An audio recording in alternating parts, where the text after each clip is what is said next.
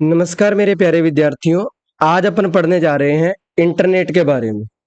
अगर आप देखोगे तो मैंने पिछली वीडियो में नेटवर्क है वो कंप्लीट करवा दिए। नेटवर्क के लगभग 4 या 5 पार्ट बने हैं, या तो 4 बने होंगे या 5 बने होंगे, वो कंप्लीट मैंने अपलोड कर दिए हैं। अब आप पढ़ने जा रहे हैं इंटरनेट। क्या पढ़ने जा रहे हैं अपन? इंटरनेट पढ़ने जा रहे हैं, ठीक है। अगर किसी ने नेटवर्क नहीं देखा है तो जाके देख लो, क्योंकि नेटवर्किंग अगर आप समझ में आएगा तभी आपको इंटरनेट अच्छे से समझ में आएगा, ठीक है। तो अपन बढ़ते हैं नेक्स्ट, नेटवर्क के बारे इंटरनेट के बारे में। इंटरनेट क्या होता है अगर मैं आपको बताऊं, तो अपन सबसे पहले जानते हैं थोड़ा सा प्रीव्यू के बारे में कि भाई अपन ने नेटवर्क किसे बोला था। नेटवर्क इसे बोला था कि अगर आपके पास दो कंप्यूटर और अगर वो आपस में क्या हुए, जुड़े हुए हैं तो उनको अपन क्या बोलते थे? नेटवर्क बोलते थे। तो यहाँ जो इंटरनेट है वो क्या बोलेंगे अपन? नेटवर्क का समूह है। किसका समूह है? नेटवर्क का समूह है, या फिर ग्रुप ऑफ नेटवर्क। यानी बहुत सारे नेटवर्क मिलके जिसमें दो या दो से ज्यादा ही कंप्यूटर जुड़े हुए हों एक साथ, तो अपन क्या कह देंगे? ग्रुप ऑफ नेटवर्क, ठीक है। उसको अपन क्या बोलेंगे? इंटरनेट बोलेंगे। क्या बोलेंगे? इंटरनेट, ठीक है। ग्रुप ऑफ नेटवर्क को क्या बोलेंगे? इंटरनेट बोलेंगे, ठीक है। या फिर आप क्या कह सकते हो? नेटवर्कों के नेटवर्क को इंटरनेट कहते हैं। सही बात है। अब आता है बात कि इंटरनेट की फुल फॉर्म क्या है। इंटरनेट की फुल फॉर्म क्या है? तो इंटर का मतलब होता है इंटरनेशनल, इंटरनेशनल। और नेटवर्क का मतलब होता है, नेट का होता है नेटवर्क, ओके। यानी इंटरनेशनल नेटवर्क जो सभी जगह फैला हुआ है। अब इसके बारे में एक चीज और पूछ लेते हैं कि इसका फादर कौन है, इंटरनेट का पितामह है कौन है। तो इंटरनेट का फादर है विंट सरफ। कौन है इंटरनेट का फादर? कौन है? विंट सरफ, ठीक है। विंट सरफ इनके फादर हैं, विंट सरफ। अब मैं आपको एक और बात बता देता हूं, विचार देने वाला कौन है इंटरनेट के बारे में? जिसने इंटरनेट का क्या दिया? विचार दिया। ये किसने बताया था? ये बताया था जे लिंक लाइडर ने। लिंक लाइडर ने, जे लिंक लाइडर ने विचार दिया था कि इंटरनेट जैसा कुछ होना चाहिए। उसके बाद में विंट सरफ ने 1950 के अंदर, कब? 1950 में शुरुआत की। कब शुरुआत की? 1950 में शुरुआत की। और इंटरनेट के बारे में बहुत सारी जानकारी लाए। अब पॉइंट आता है कि अपने तक कैसे आया इंटरनेट? कैसे आया, यहां तक इंटरनेट कैसे पहुंचा, ठीक है। तो अगर अपन बात करें 1968 के अंदर, ठीक है, 1968 के अंदर अगर अपन बात करते हैं तो अमेरिका ने, सबसे पहले अगर अपन बात करें तो अमेरिका ने आर्मी के लिए, किसके लिए? आर्मी के लिए, आर्मी के लिए एक नेटवर्क बनाया था। क्या बनाया था? आर्मी के लिए एक नेटवर्क बनाया था। और इस नेटवर्क का क्या नाम था? इस नाम का नाम नेटवर्क था डी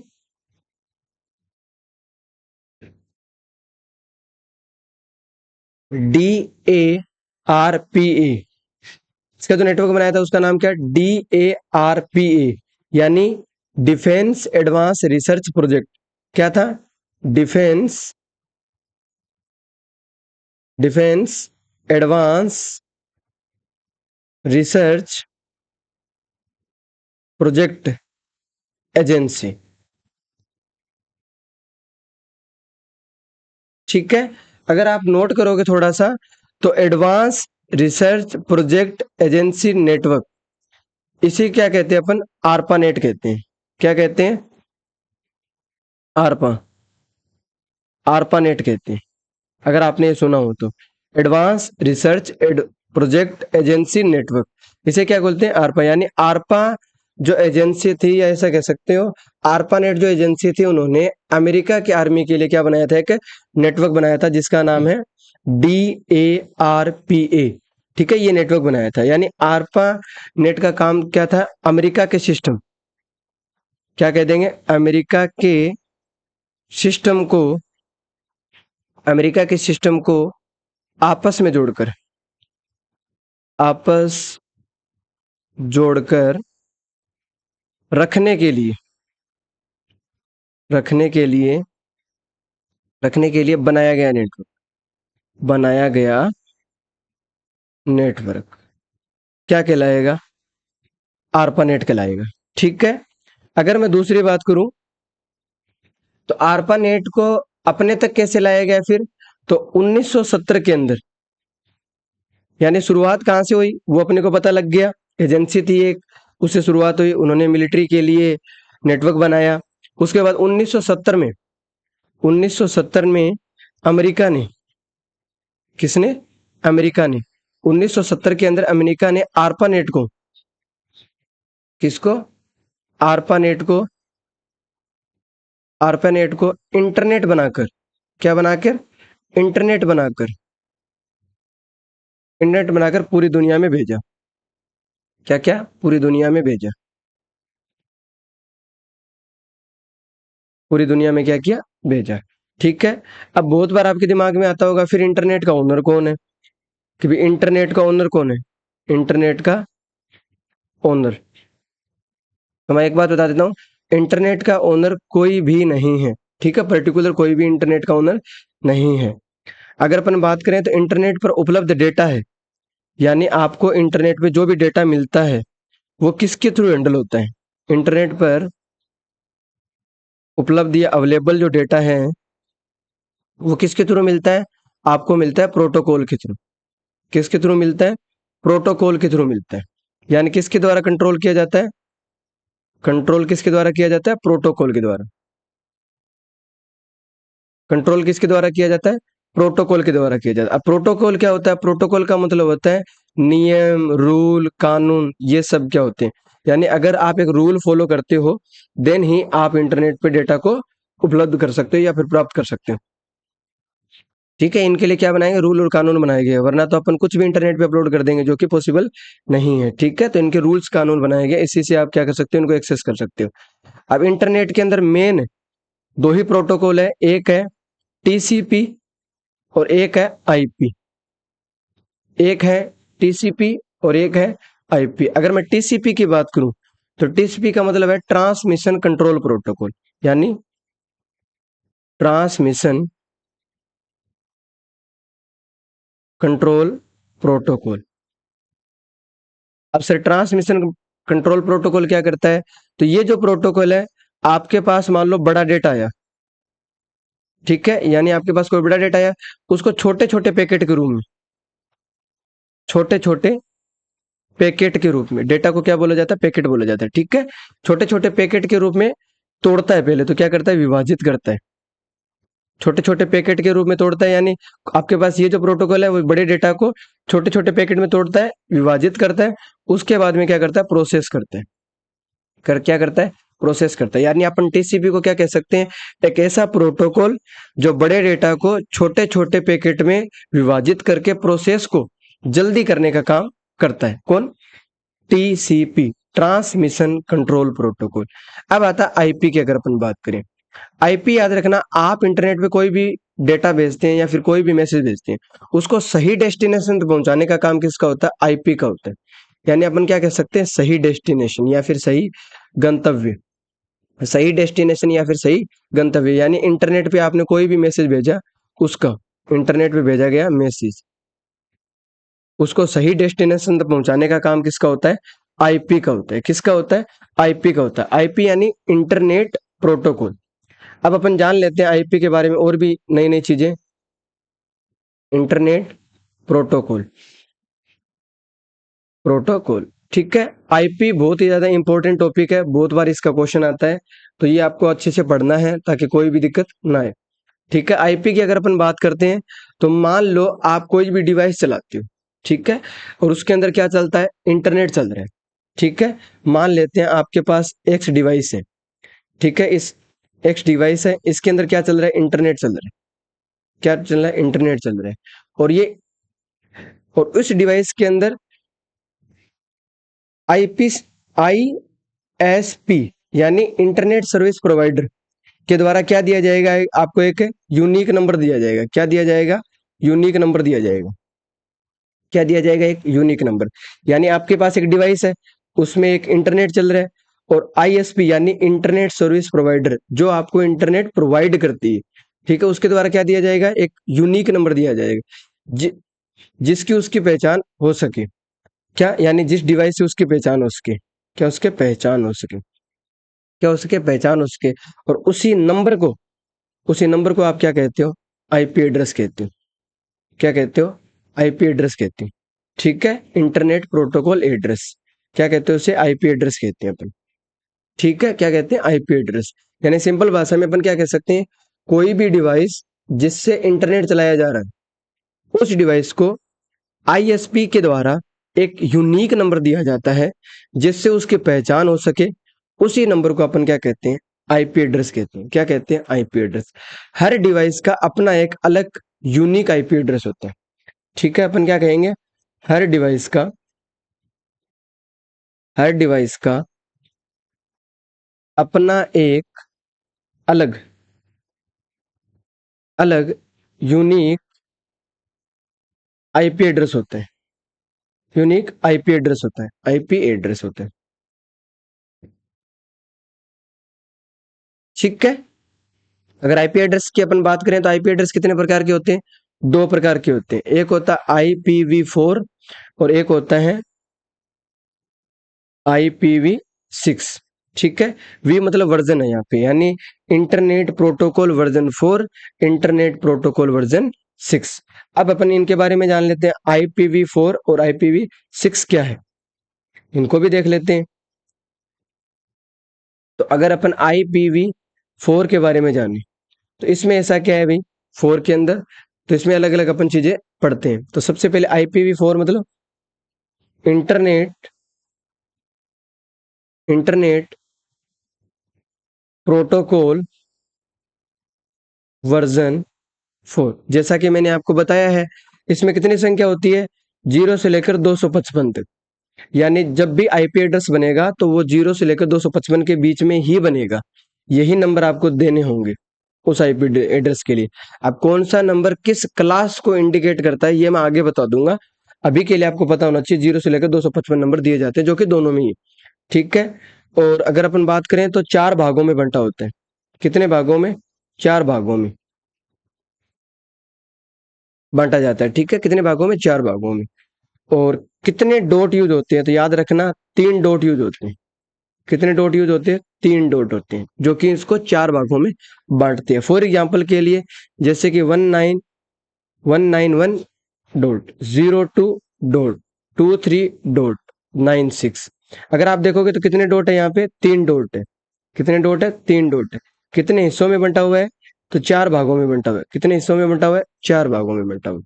दूसरी बात क्या ध्यान रखोगे, ये जो नंबर है वो 0 से लेकर 255 के बीच है। यानी ये सारे के सारे नंबर कितने, 0 से लेकर 255 के बीच में है। ठीक है, और ये जो संख्या होती है वो 0 से 9 तक आ सकती है।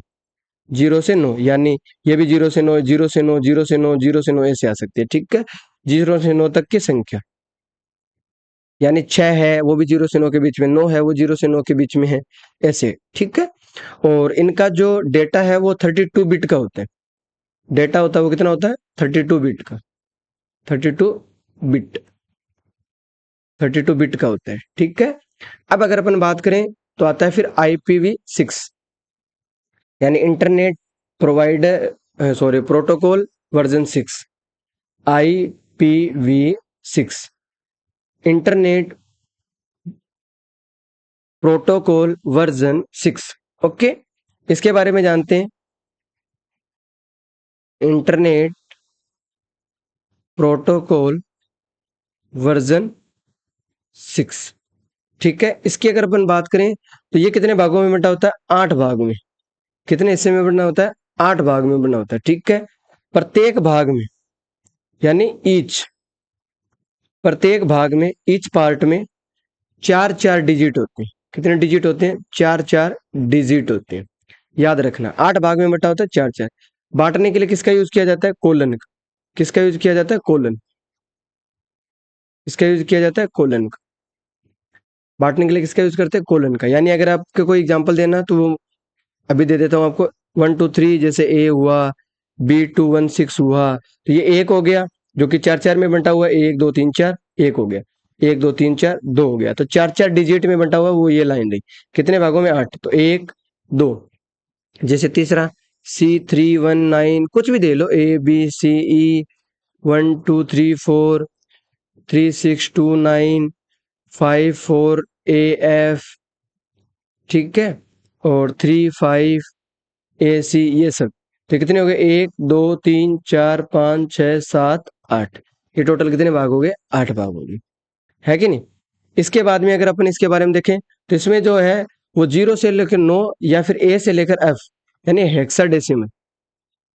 हेक्साडेसिमल 0 से 9 या A से F के बीच में डेटा आ सकता है। दूसरी अगर अपन बात करते हैं तो 128 bit data, 128 bit data, 128 bit data आ सकता है इसके अंदर। 128 बिट डेटा यानी इसके अंदर डेटा है वो 128 बिट, जबकि पिछले वाले में कितना था? 32 बिट। ओके, अब मैंने आपको बताया था कि आप जो नंबर देते हो उनकी एक क्लास होती है, यानी आप जो आईपी एड्रेस देते हो उनकी क्या होती है? क्लास होती है। यानी आप जो नंबर डालते हो वो ऐसा ही नहीं है कि हर कोई नंबर उठा के आपने डाल दिया, ऐसा कुछ भी नहीं है। यानी अगर मैं बात करूं क्लास ए की, किसकी बात करता हूं? क्लास ए की बात करता हूं। तो क्लास ए में 1 से लेकर 126, यानी 1 से लेकर 126 तक अगर कोई नंबर डला हुआ है आईपी एड्रेस के अंदर, तो मान लेना वो किस क्लास के अंदर है? क्लास ए के अंदर है। इसे क्या बोलते हैं? लार्ज नंबर ऑफ पीपल, यानी बहुत ज्यादा लोग जुड़े हुए। लार्ज नंबर ऑफ पीपल, बहुत ज्यादा लोग जुड़े हुए हैं, या अगर आपका 1 से लेकर 126 तक है। इसी तरह अगर मैं बात करता हूं क्लास बी की बात करता हूं, तो क्लास बी का मतलब है 128 से लेकर 191, 128 से लेकर 191, ये आता है medium, medium number of people, number of people. अगर मैं तीसरी बात करूं तो class C, A B C, इसमें क्या होता है?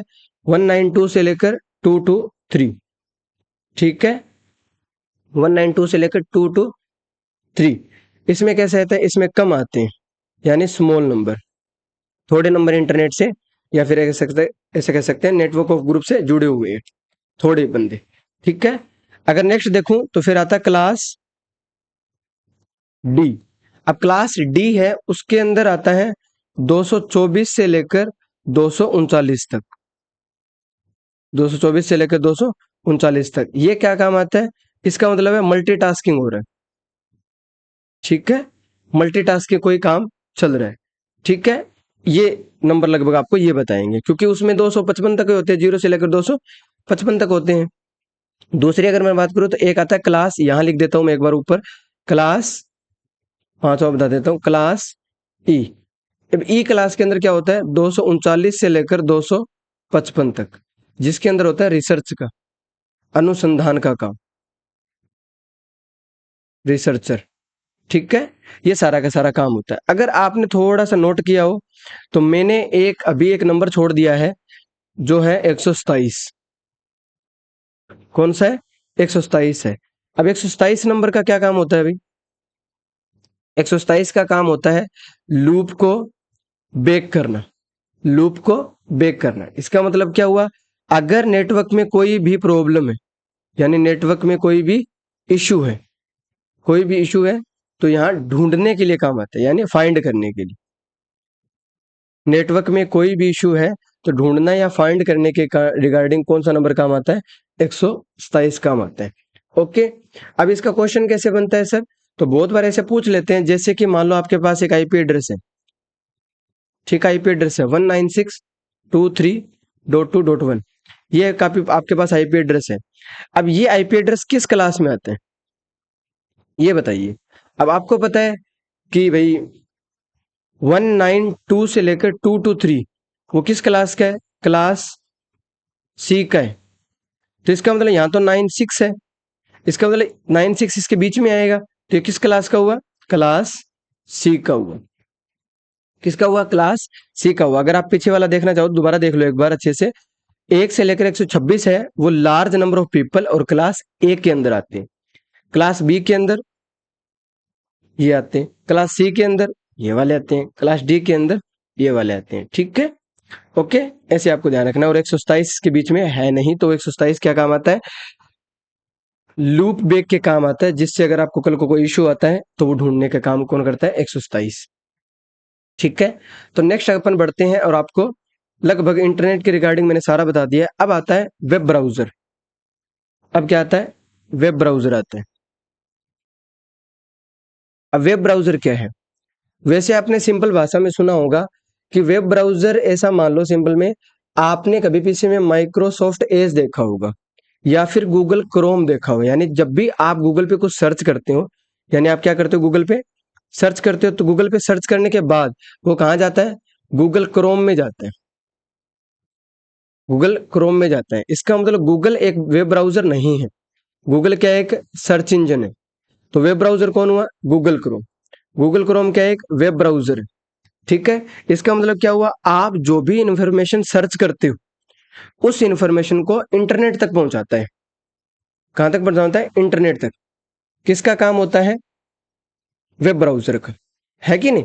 यानी आपने कुछ भी सर्च किया, अब वो कहां जाएगा? सारा का सारा वेब ब्राउजर पे जाएगा। अब वेब ब्राउजर अलग अलग हो सकते हैं, हाँ, इसमें कोई दो राय नहीं है।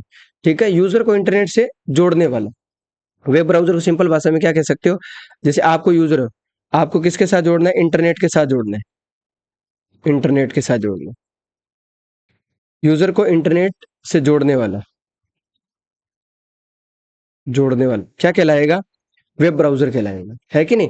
यानी सिंपल भाषा में बोले तो एक ऐसा एप्लीकेशन प्रोग्राम जिसका प्रयोग www यानी वर्ल्ड वाइड वेब की सूचना को इंटरनेट तक पहुंचाने का काम किया जाता है। किसके थ्रू किया जाता है? वेब ब्राउजर के थ्रू किया जाता है। अब कौन कौन से वेब ब्राउजर है, ये भी अपने को ध्यान रखना जरूरी है। एग्जाम्पल की अगर अपन बात करते हैं, तो बहुत सारे अपने पास वेब ब्राउजर, जैसे कि गूगल क्रोम जो कि सबसे ज्यादा फेमस है। 2 नंबर पे अगर अपन बात करें, तो इंटरनेट एक्सप्लोरर।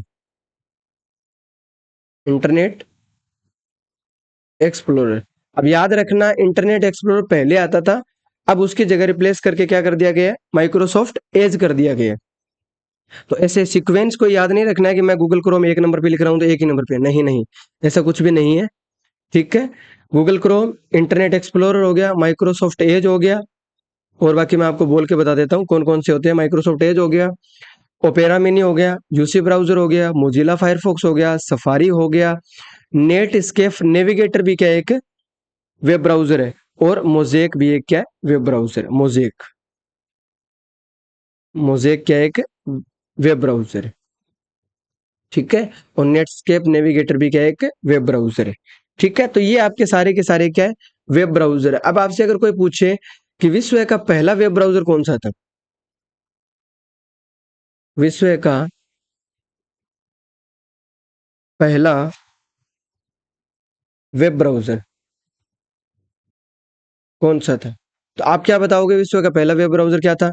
www है, यानी वर्ल्ड वाइड वेब। ठीक है, वर्ल्ड वर्ल्ड वाइड वेब क्या है? वर्ल्ड वाइड वेब है। कब? 1989 में। कब? 1989 में। किसने बनाया था? वैसे तो ये बताया हुआ है मेरा अच्छे से।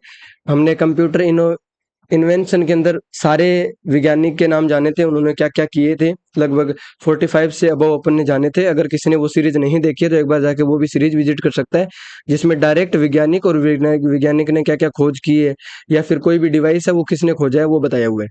ठीक है, तो टिम बर्नर्ली, तो इसके वैज्ञानिक कौन है?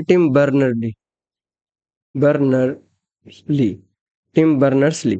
ओके, इनके वैज्ञानिक है। तो www है क्या? यानी वेबसाइट का समूह है। क्या बोले? Group of website. Group of website. www क्या है? ग्रुप ऑफ वेबसाइट है। ठीक है, इनका एक संगठन भी है, जिसे आप कह सकते हो 3WC। ठीक है, 3WC आप कह सकते हो, कंसोर्टिज्म। डब्ल्यू यानी 3 W तो ये हो गए, www और एक सी, कंसोर्टिज्म। ओके, विश्व का पहला ग्राफिक वेब ब्राउजर, विश्व का पहला ग्राफिक ग्राफिक वेब ब्राउजर,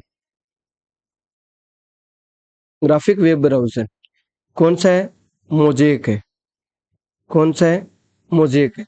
कौन सा है? मोजेक। ठीक है। अब अगर आपसे कोई वैज्ञानिक पूछे तो भाई, तो याद रखना मार्क एंडरसन।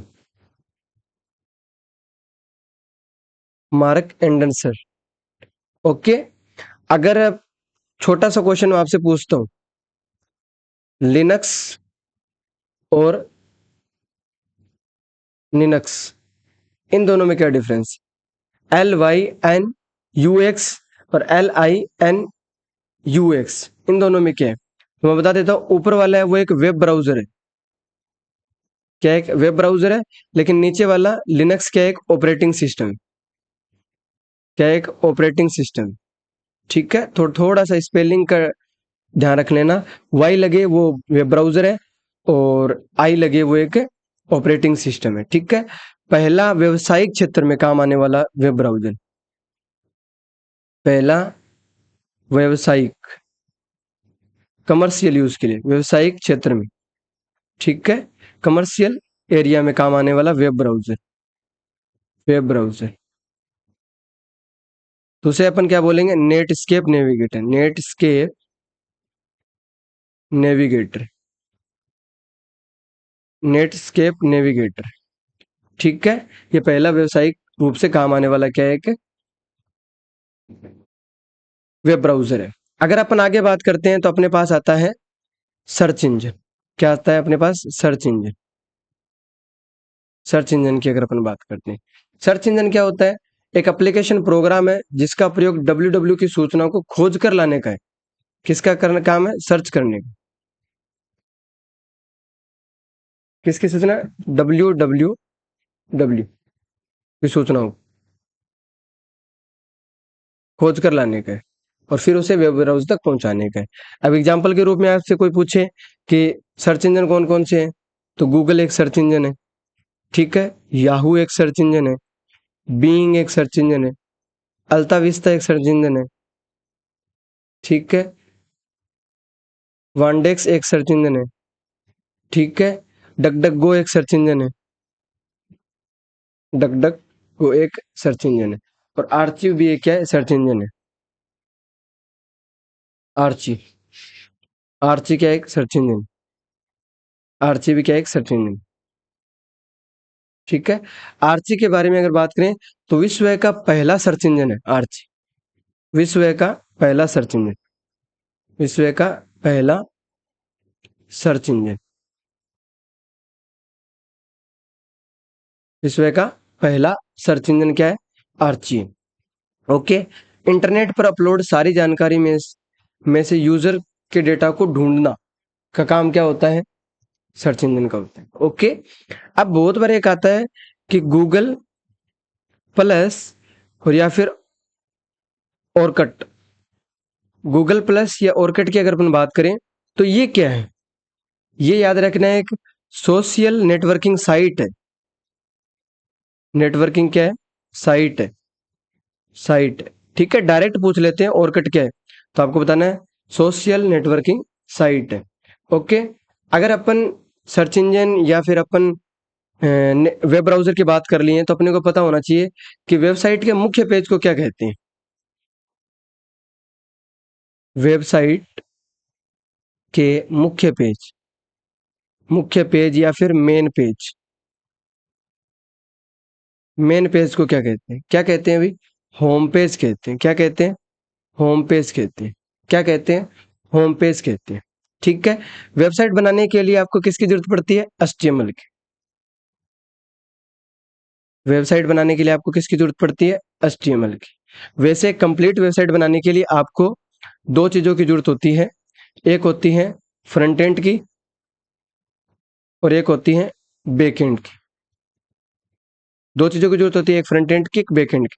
फ्रंट एंड में कौन कौन से हिस्से आते हैं? HTML, CSS, जावास्क्रिप्ट और बूटस्ट्रैप।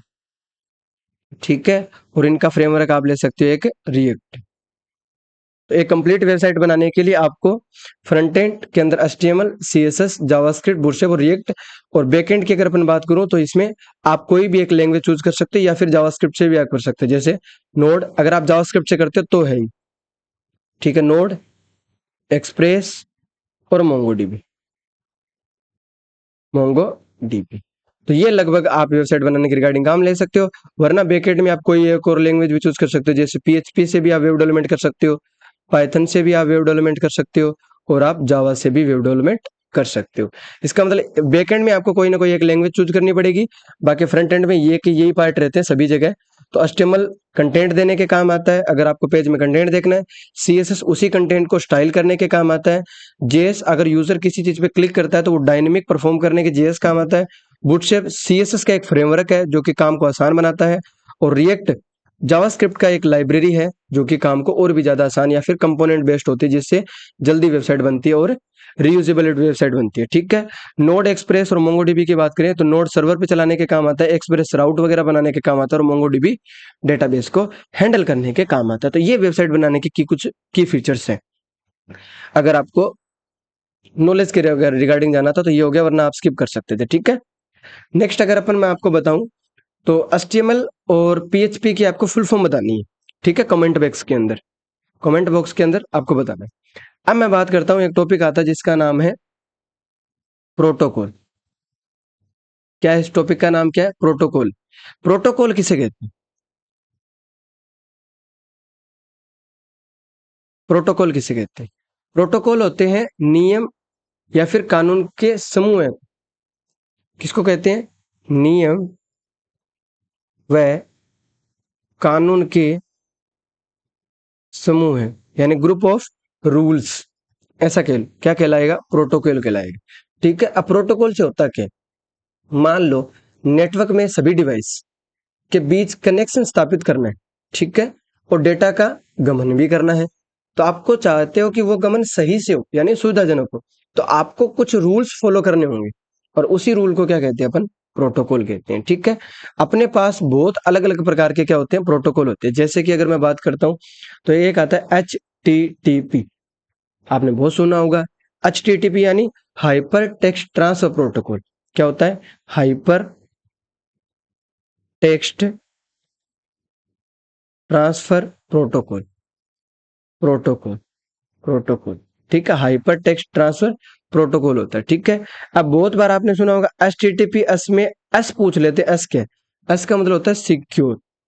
ठीक है, यानी अगर आपके वेबसाइट में HTTPS या फिर आप ब्राउजर में कोई वेबसाइट चला रहे हो उसमें HTTPS लगा हुआ, तो एस का मतलब है कि वो वेबसाइट क्या है? सिक्योर है।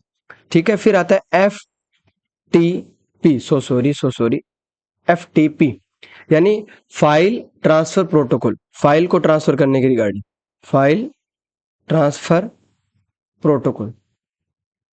Protocol okay. फिर आता है TCP और IP। TCP और IP के बारे में मैंने बता दिया था, लेकिन लिख लो अगर किसी ने नहीं देखा है तो।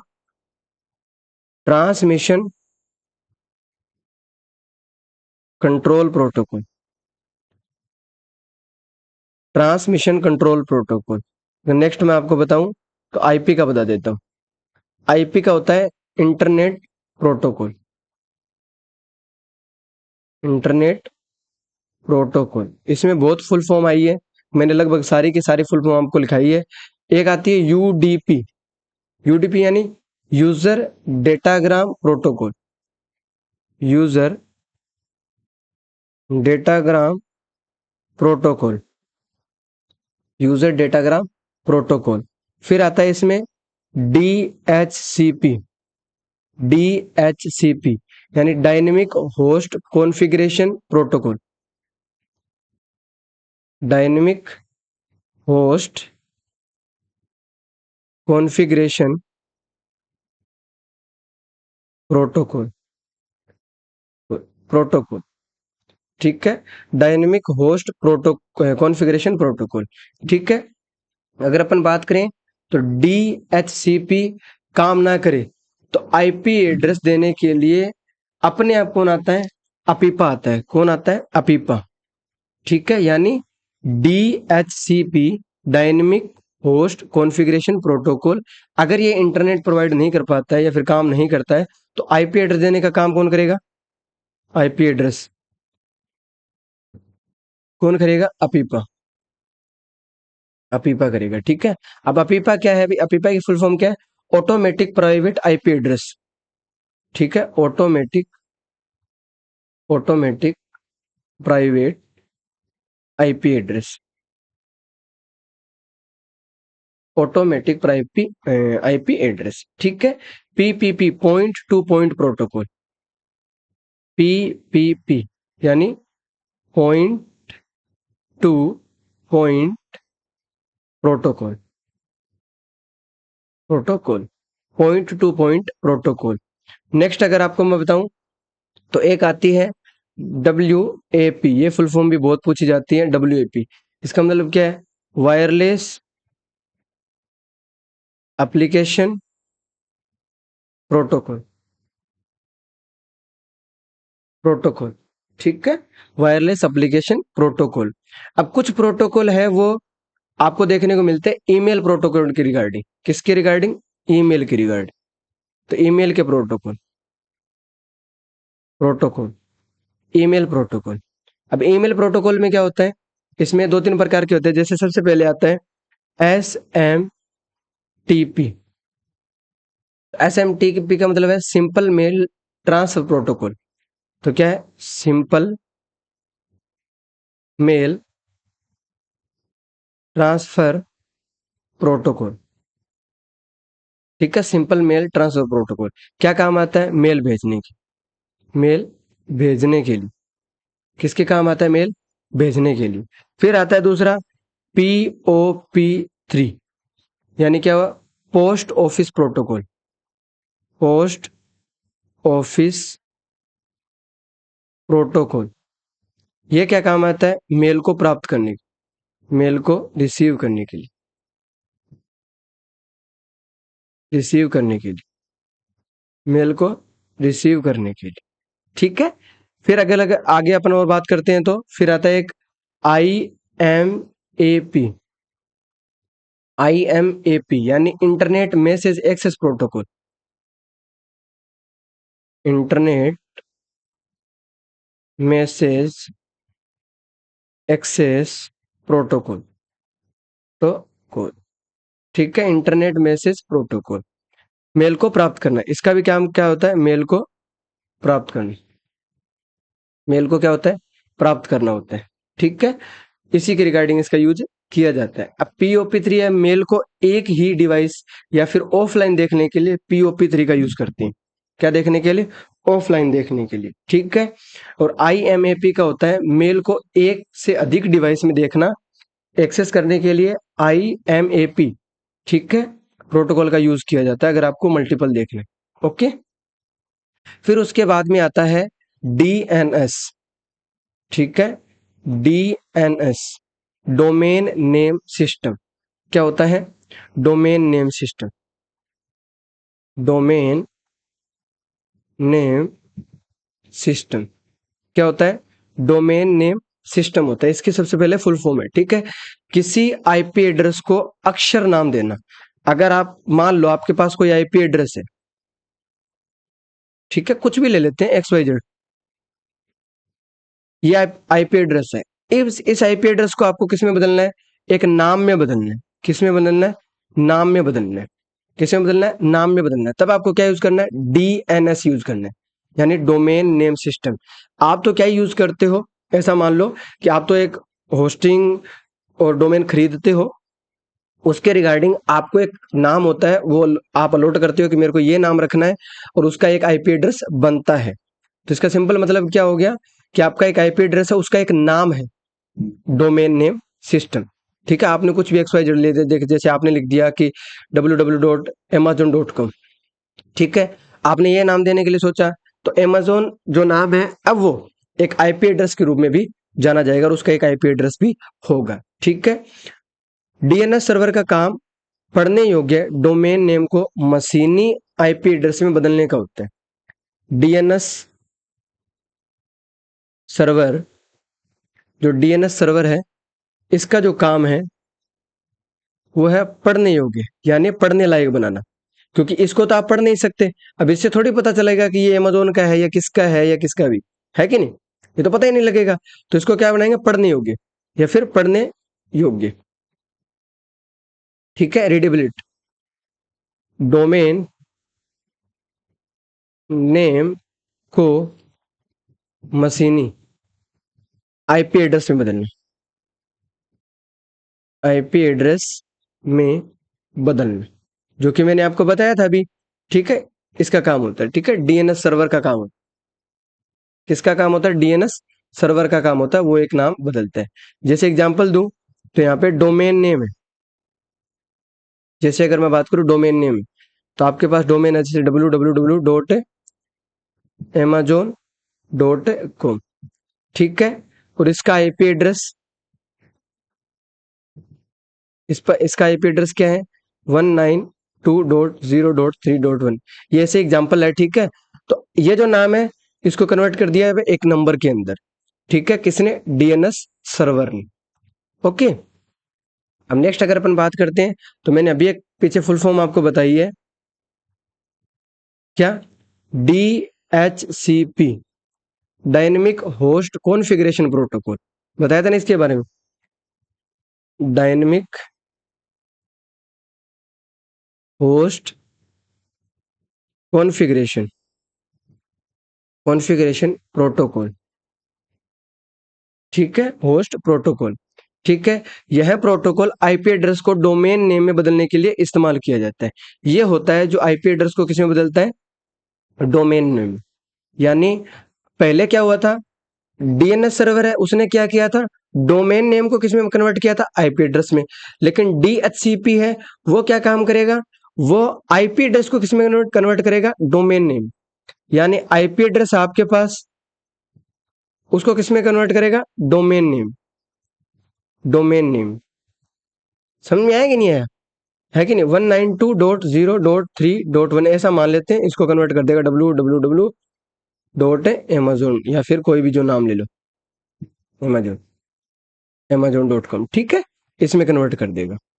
तो ये दो होते हैं, एक डीएनएस सर्वर होता है, एक होता है डीएचसीपी, यानी डायनेमिक होस्ट कॉन्फ़िगरेशन प्रोटोकॉल। ये आपस में क्या करते हैं? कन्वर्ट करने के लिए काम आते हैं। कुछ आपके पास टॉप लेवल डोमेन है अलग अलग प्रकार के। जैसे अगर मैं बात करूं तो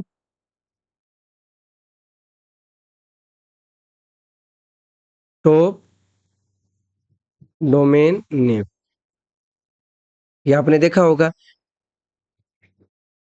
जैसे कि अगर अपन बात करते हैं तो जैसे .com, ठीक है? कमर्शियल के लिए। ठीक है? कॉमर्शियल के लिए .com आता है। .gov, गवर्नमेंट की रिगार्डिंग। ठीक है? .org, ऑर्गेनाइजेशन की रिगार्डिंग। ठीक है? .edu, एजुकेशन की रिगार्डिंग। .net, टेली, या फिर ऐसा कह लेते हैं टेली नेटवर्क की रिगार्डिंग। ठीक है? टेली नेटवर्क की रिगार्डिंग ये आता है।